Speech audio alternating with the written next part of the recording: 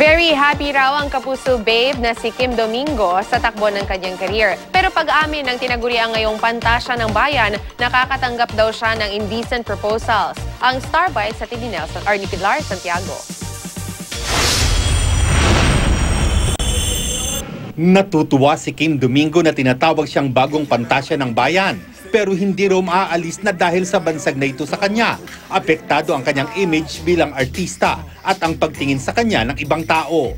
Nakakatanggap daw siya ng maraming indecent proposals, bagay na hindi niya pinapatulan. Nung nag-modeling ako, meron na niyan. Tapos lalo pa ngayon na, syempre, nag-showbiz na dead man na lang. Dahil syempre, di rin naman pa ako ganong klase ng So, mas gusto ko pa din na pinaghihirapan ko yung lahat ng bagay na makukuha ko. Masaya si Kim sa takbo ng kanyang buhay dahil lalong gumaganda ang kanyang career. Maayos din ang relasyon nila ng kanyang non-showbiz boyfriend.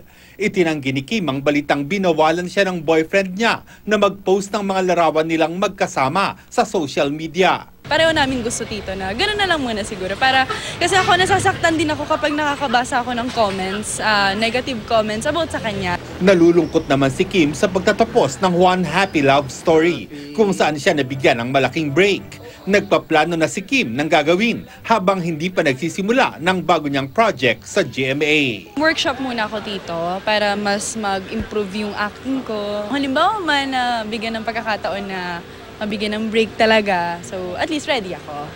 Lars Santiago, GMA News.